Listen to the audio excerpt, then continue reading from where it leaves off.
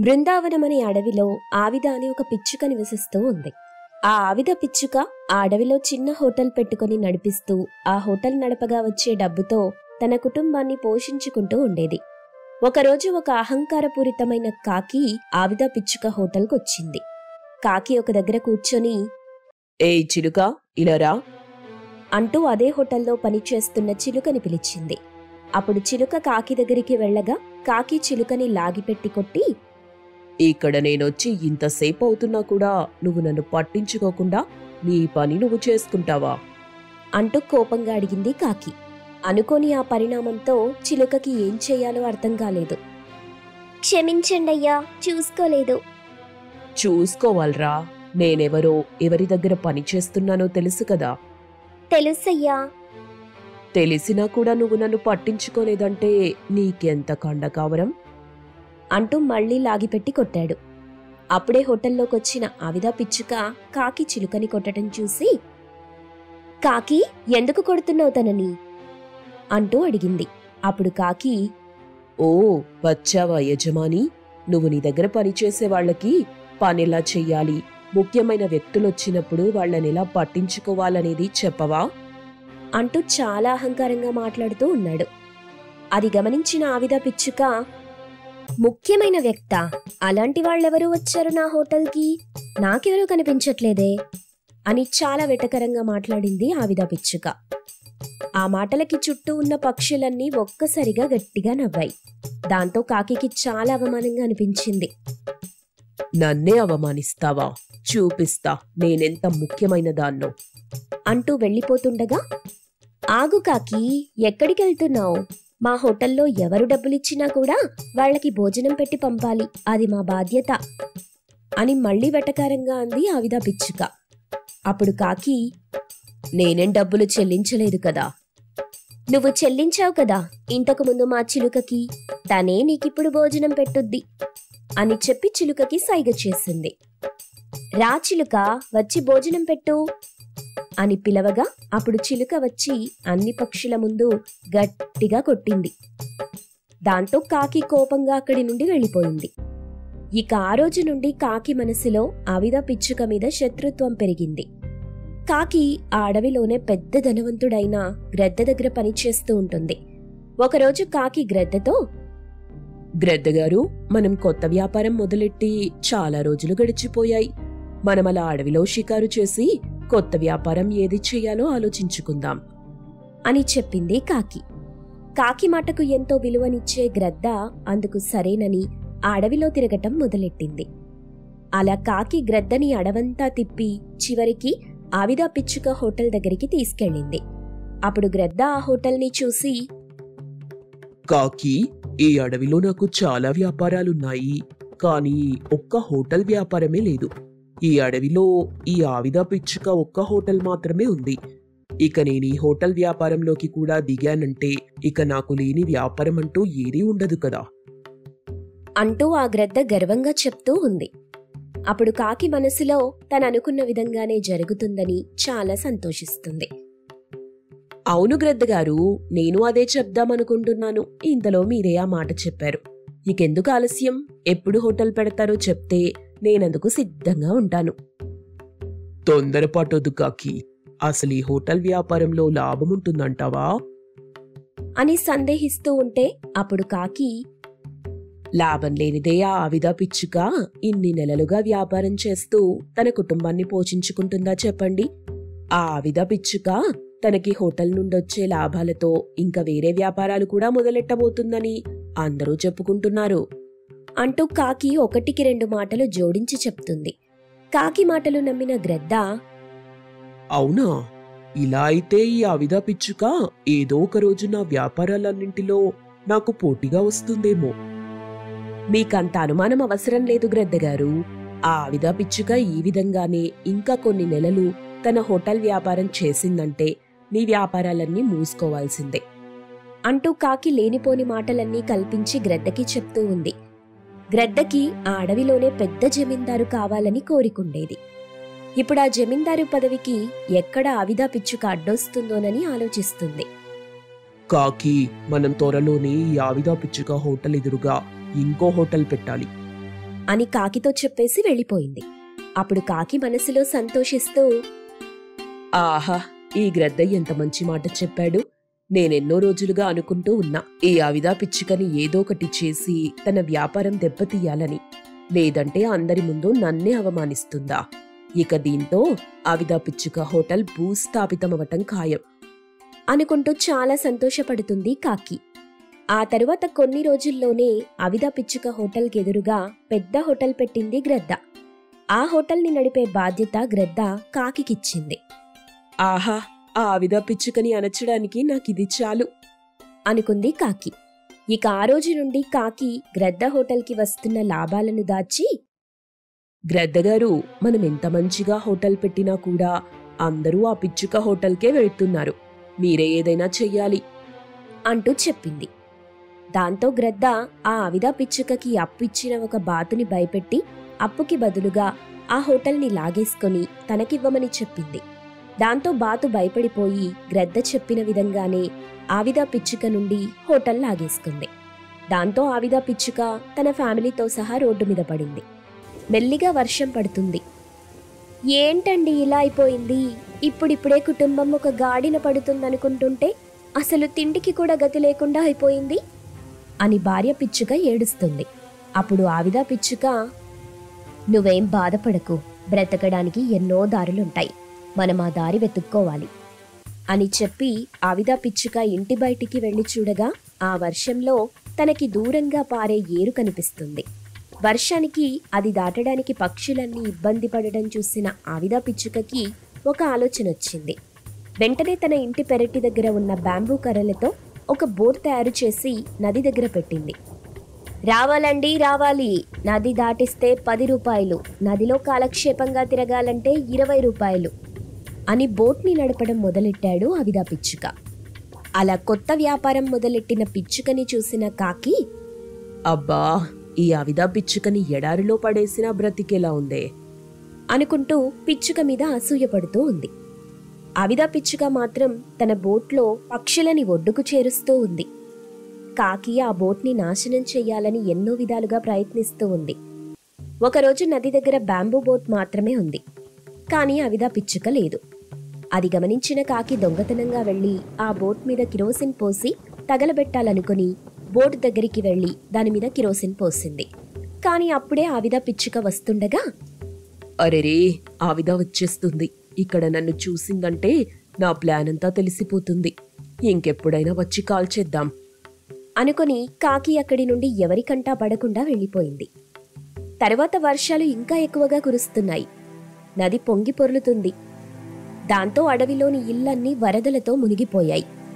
అది చూసిన వెంటనే ఆవిదా పిచ్చుక తన బ్యాంబూ బోట్ ఆ వరదల్లో వేసుకొని పక్షుల్ని కాపాడటం మొదలెట్టింది.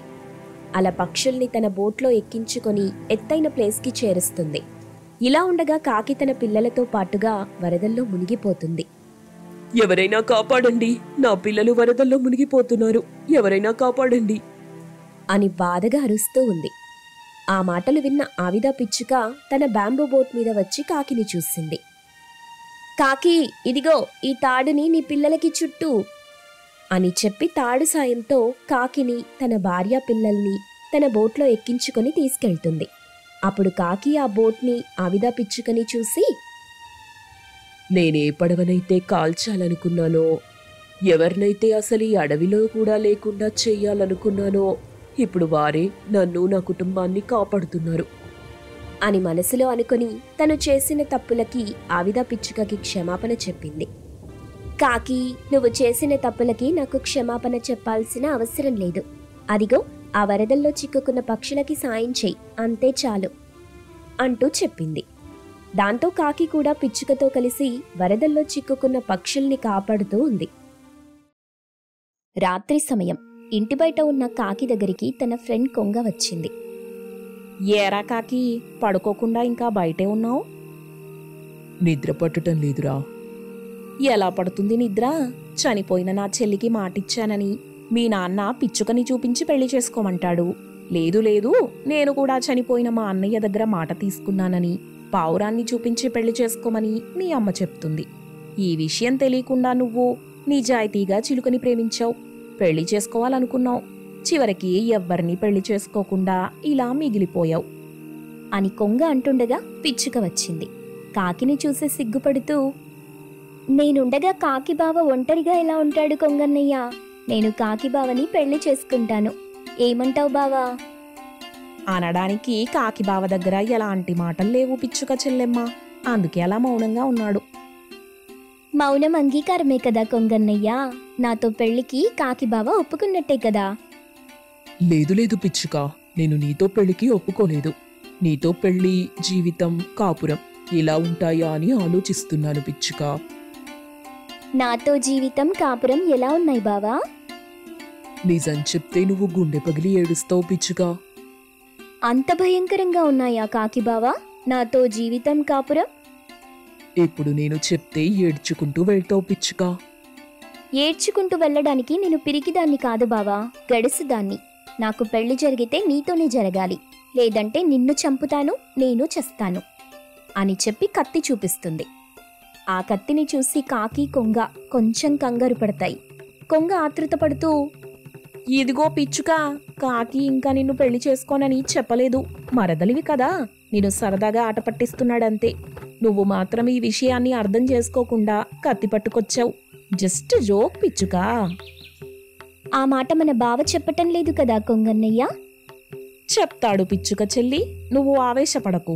చెప్పురా కాకి బావా, నా పిచ్చుక చెల్లినే పెళ్లి చేసుకుంటానని చెప్పు అనగానే కాకి కోపంగా చూస్తుంది. కొంగ నెమ్మదిగా కాకితో, నీకు దండం పెడతాన్రా, పిచ్చుక చేతిలో ఉన్న కత్తి చూడొకసారి అని చెప్పగానే కాకి పిచ్చుక చేతిలో ఉన్న కత్తి చూస్తుంది. పిచ్చుక ఆ కత్తిని గట్టిగా పట్టుకుంది. చెప్పు బావా, నన్ను పెళ్లి చేసుకుంటావా, లేదంటే నిన్ను చంపేసి నన్ను చచ్చిపోమంటావా? చేసుకుంటానులే పిచ్చుక. ఆ కత్తి లోపల పెట్టుకుని జాగ్రత్తగా ఇంటికెళ్ళు. ఎలాగో నన్ను పెళ్లి చేసుకుంటావు, ఇంక నా ఇంటికి వెళ్ళటం ఎందుకు? ఇక్కడే ఇలాగే నీ ఇంట్లోనే ఉండిపోతాను. అదెలా కుదురుతుంది పిచ్చుక చెల్లి? ఇలా కాకి బావ ఇంట్లో ఉండటం అంత మంచిది కాదు. పెద్దవాళ్లతో మాట్లాడి పెళ్లి చేసుకున్న తరువాత కాకి బావతో కలిసిమెలిసి ఈ ఇంట్లోనే ఉందువు అని చెప్పటం పిచ్చుకకి నచ్చింది. దాంతో పిచ్చుక ఏమీ మాట్లాడకుండా అక్కడి నుండి వెళ్ళిపోయింది. కాకి, కొంగ ఊపిరి పీల్చుకుంటూ ఉండగా టిఫిన్ డబ్బా పట్టుకుని పావురం వచ్చింది. అది చూసి, అలా పిచ్చుక కత్తి పట్టుకుని వెళ్ళగానే ఇలా పావురం టిఫిన్ డబ్బా పట్టుకొచ్చింది. కాకి బావా, భోజనం తీసుకొచ్చాను, వచ్చి తిను. నాకు ఆకలిగా లేదు పావురమా, అక్కడ పెట్టేసెళ్ళు, నేను తర్వాత తింటాను. మనం పెళ్ళెప్పుడు చేసుకుందాం కాకి బావా? ఎప్పుడన్నది నేను చెప్తాను గాని నువ్వు ఇంటికెళ్ళిపో అని చెప్పగానే పావురం టిఫిన్ డబ్బాను తీసుకుని వెళ్తుంటే, అదేంటి పావురం చెల్లి, తెచ్చిన టిఫిన్ డబ్బాని మళ్ళీ ఎందుకు తీసుకెళ్తున్నావు? కాకి బావ నన్ను చేసుకోనని చెప్తే విషం కలిపిన అన్నం తినిపించి నేను తిందామనుకున్నాను. కానీ పెళ్ళెప్పుడన్నది చెప్తానని చెప్పాడు కదా, అందుకే విషం కలిపిన అన్నాన్ని తీసుకెళ్తున్నాను అని చెప్పగానే కాకి, కొంగ భయపడతాయి. అది చూసి పావురం కిలకిలా నవ్వుతూ అక్కడి నుండి వెళ్ళిపోతుంది. కాకి బావా, ఇక నేను నీతో ఉండను, నీ ఇంటికి రాను. నీతో ఏ క్షణంలోనైనా ఏ విధంగానైనా చావు రావచ్చు. నేను వెళ్ళిపోతాను. నువ్వెవరిని చేసుకుంటావో నీ ఇష్టం. పెళ్లి చేసుకున్న తర్వాత చెప్పు, నేను అప్పుడొస్తాను అని చెప్పి కొంగ అక్కడి నుండి వెళ్ళిపోతుంది. కాకి ఇంట్లోకి వెళ్ళి తలుపేసుకుంది. కాకి మంచం మీద చిలుక ఉంది. చిలుకని చూసి కాకి ఆశ్చర్యపోతుంది. చిలుక, నువ్వెప్పుడొచ్చావు? నువ్వు బయట ఉండి కొంగన్నయ్యతో మాట్లాడుతున్నప్పుడు నేను ఇంట్లోకొచ్చాను. తర్వాత పిచ్చుక కత్తి తీసుకొచ్చింది.